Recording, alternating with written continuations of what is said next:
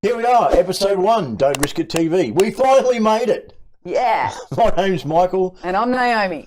Don't Risk It TV. We'll be talking about lots and lots of different security-related subjects, putting out podcasts every couple of days, really. My background, I was in the Royal Australian Air Force as an airfield defence guard for many years. I moved into the private sector. I've worked for governments. I've worked for different governments around the world. I've worked for all the major companies in Australia. I've moved into security training, and here I am at Don't Risk It TV. And a bit about me, 12 years in Victoria Police, the last 13 years running my own security business with a focus on teenage young adult parties. Thanks to Corey Worthington, he gave me the idea to put together this business, and now I help parents, young people and security providers planning teenage parties.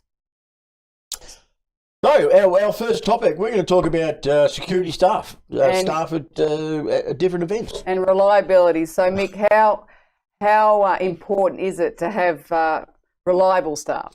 Well, reliable staff, and staff that are actually up to the task or up to the skill base of doing the task, whether it be driving a mobile patrol car, someone who can work on their own but still be within a team, or someone who's more of a social animal who can go out and work into a crowd control event, a corporate event, a private party, someone's premises, so on. Exactly, and from my experience, often your best supervisor within a venue providing crowd control may not be suitable for the area of parties, only because one's a controlled environment and one is an uncontrolled environment. But from your experience, your mobile patrolman would have different attributes to your supervisor at a venue. Well, you're looking at totally different sort of skill sets. As I said, communication has a big thing to do with it.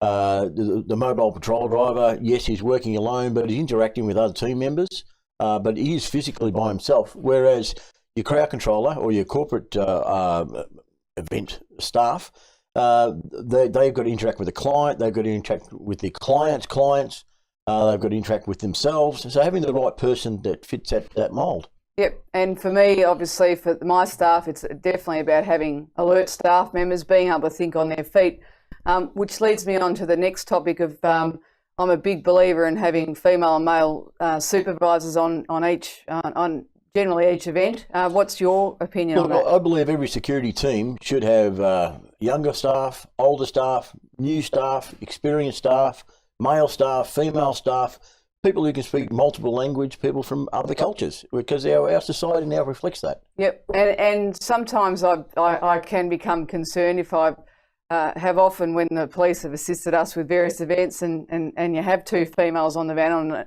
on a night shift, particularly when it's already going out of control, and I've seen patrons turn on the police in that situation. And from my experience, as I said before, the mixed team's great, but for certain roles, all female doesn't really work. In certain roles, that'd be correct. Although there are some very capable females out there, but in certain roles, having a blend of people in the team works a whole lot better.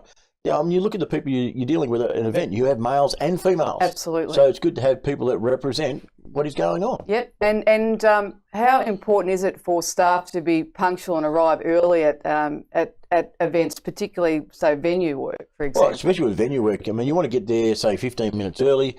So if it's a new venue you haven't been to before, you want to be looking at where are the fire escapes, what's the liquor licence, what's the maximum level on your liquor licence, where's the first aid kit, is it stocked, is it available, where are your fire exits, where do your fire exits go, where's the main power switch, where's the water, where's the gas, is there anything particular about the venue, looking for slips, trips and fall hazards, so there's a fair bit to take in. Yeah, and it's embarrassing from a client's perspective when you have staff that, arrive on the dot or late, because obviously then, they haven't put that planning in place. Would you agree with that? Oh, absolutely.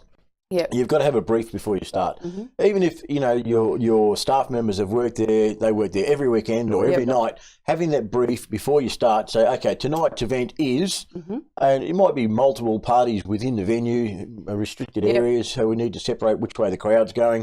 A little bit of extra information as crowds or guests are coming in, so we can advise them what's going on. Yeah, and I would agree with that. With the staff that I have for the parties, they get a briefing sheet, probably the 5 days prior to the event with everything on it: client's name, alcohol management, guest numbers, crowd control, how many.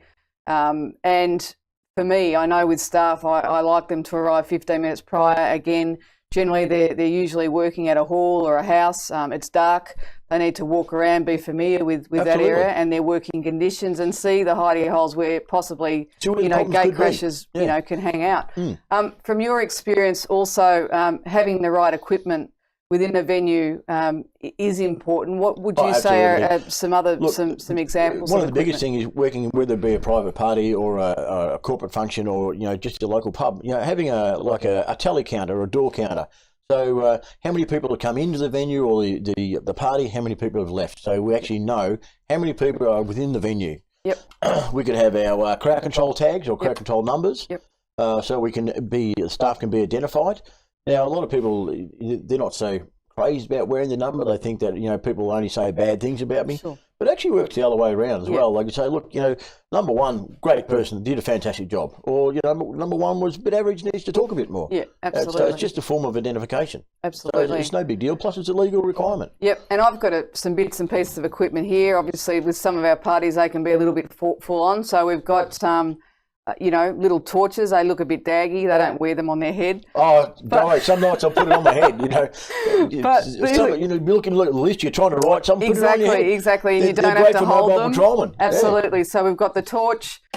For some of our other parties, some of our staff will wear the cameras, which is great for OH&S, but also identifying possible troublemakers and that sort of thing. Absolutely.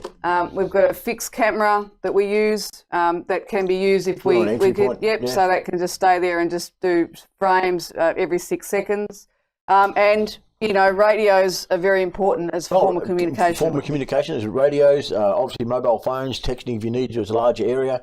It might be a venue that the band's really great, but the band's really loud, and you can't even hear a radio. So some sort of lighting arrangement on the front door that the doorman needs assistance. Exactly. So light can go on inside, and that's an old crowd control trick. That's great. Yeah. And with some of our events, we'll have the old doorbell trick where someone with them will press the button, and this will illuminate outside, and that means obviously they need assistance. Yeah. So I think that's we're nearly out of time. So we're our very first episode, and we did it. So hopefully it comes across really well. And if you've got any inquiries or any questions you want to add, this is going to be an ongoing topic of many things security and risk related. Please let us know through Don't Risk It TV, and we will talk soon.